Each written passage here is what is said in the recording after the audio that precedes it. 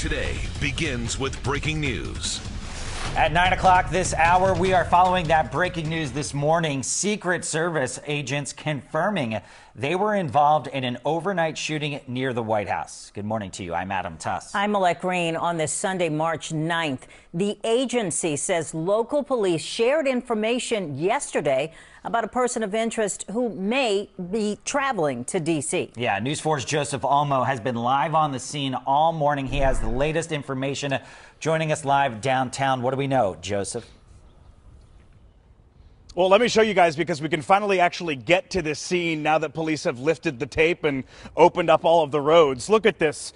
Evidence markers everywhere. 1, 2, 3, 4, 5, 6, 7, 8, 9, 10. There's over a dozen here. Everywhere you see the circles in chalk means that police identified something here, whether it was shell casings or something that was critical to their investigation. So we're on the sidewalk here. This is McReynolds Liquors. This is G Street, right by 17th Street. And right down the street there, guys, is the Eisenhower Executive Office building. And we all know what's on the other side of that building. That's the White House. So this happened very close to the White House. We don't know right now if it had anything to do with the White House or the presidency. It just seems like at this point it just happened near the White House. What can we tell you? Well, police got information about a man who was apparently suicidal.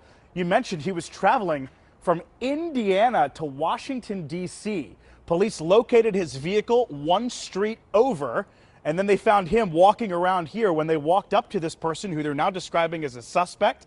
This person brandished a firearm, and the Secret Service fired at this individual. We do not know the condition of this man, this suspect. We just know that he was sent to the hospital. And as you can see, there's still evidence or a mess, if you will, on the ground. Gloves from the paramedics. There's just trash and crime scene tape everywhere. So whatever happened here shortly after midnight, it was certainly messy, and it was very, very quick. So we just know that Secret Service have shot one man. We do not know his condition. He's in the hospital, and they say it all happened after he was suicidal, and he brandished a firearm, according to police as well. Guys, back to you. A lot we still don't know, but Joseph Olmo alive there on the scene for us with the very latest. Thank you so much. Yeah, thanks, Joseph. All right, at 9:01, let's turn our attention to the weather on this daylight saving time Sunday. It's not 8 o'clock. Your oven probably says 8 o'clock. Your coffee machine presses it. The microwave. Yeah. I had to do my watch. Yeah, me too. You need a watch. You got a watch. Yeah. I don't wear a watch, so that was one less thing for me. Still 8:01 in Ryan's watch. We have temperatures, folks, that are in the 30s. We're going to get into the 60s later today in a few spots south of Washington, and close to 60 degrees for an afternoon high temperature in the district itself. Beautiful start to the day. It will be dry. A bit of a breeze that will be out of the west later on today, but 38 degrees currently at Reagan National. Even colder in the suburbs, where clear conditions brought temperatures well into the 20s. Still in the 20s right now in Leesburg, 29 in Gaithersburg, 31 in Clinton, Maryland, and cold enough to freeze water in Manassas at 29 right now. Into the 40s and 50s this morning, near 60 this afternoon. High pressure will keep us dry. Some activity to our south in the form of rain showers in the Carolinas and towards Georgia. That's going to stay to the south. We're not looking at rain here in the region probably for the next 7 days. Through the 50s, near 60 this afternoon. Winds are going to be out of the west anywhere between 15 and 20 miles per hour. Sunset tonight because of daylight saving time, 7:09. We'll have that 10-day forecast coming up. All right, Ryan, thank you very much. Our other top story this morning, news that thousands of federal workers are facing a new deadline to take a voluntary buyout and resign from their jobs. All 80,000 Health and Human Services employees received an email Friday night offering what was called a voluntary separation incentive payment to resign from their jobs. It listed this Friday as the deadline to respond. That's according to a person who received the email and an administration official. Now, this is coming as protests grow in response to the Trump administration's proposed medical research cuts. And while those cuts are being challenged in the courts right now, NIH workers, they are warning of the impacts that they could have on patient care. And last night at the Kennedy Center, the LGBT community rallied against major changes to the arts in the district. News 4's Paul Wagner has more on how their anger following President Trump's takeover of the renowned center. When Trump breaks the undercut, what do we do?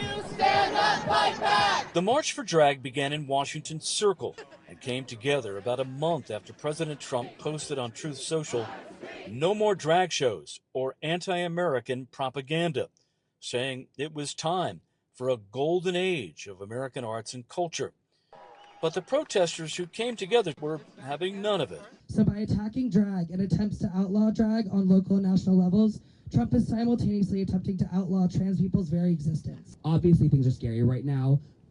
We will overcome it, obviously. We have to stick together. Let's be a community. Whose streets? Our streets! Whose streets? Our streets! These people are walking towards the Kennedy Center to protest President Trump's hostile takeover and what they're calling the exclusion and villainization of drag. As one person put it, diversity makes the world go round. Trump's decision to remove and replace the board of directors at the Kennedy Center has led to a number of shows being canceled by the artist or producer, including Saigon Nights and Hamilton.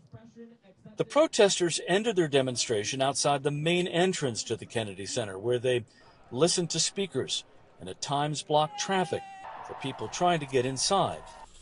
Outside the Kennedy Center, Paul Wagner, News 4.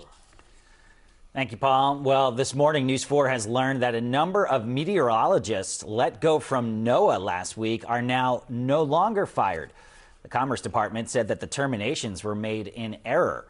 News 4 obtained a copy of a letter to those fired employees sent by the acting director at the Office of Human Capital Services. It explains that the initial February 27th letter, quote, regrettably, was sent in error. It goes on to say that everyone who got that letter must now return to work on March 12th unless people request and are granted leave. The Trump administration had laid off hundreds of people working at the National Oceanic and Atmospheric Administration. They included meteorologists whose forecasts are for hurricanes, and they issue tornado warnings as part of the National Weather Service. In Northern Virginia, hundreds of people packed Wakefield High School yesterday for a resource fair to help recently laid off federal employees find a fresh start. That event offered information about open jobs, unemployment insurance, mental health support, and anything else that someone would need after losing their job. We spoke with Congressman Don Beyer, who hosted the fair. It's actually sad that there are so many, hundreds or even thousands of Northern Virginians here today who have been fired or riffed, or a handful afraid they're about to be. So what we're just trying to do here today is give them some hope, try to teach them how to fight back, and help them figure out housing and food and maybe a new job. And this was the first of potentially many events. We are following this story every step of the way, so we invite you to stay with News 4 for continuing coverage of the federal agency upheaval. If you have been impacted, you can find resources on our website. Just search Federal Workers. Well, this morning we're learning more about the future of Black Lives Matter Plaza. D.C.'s Department of Transportation is confirming that the mural will be painted over starting tomorrow.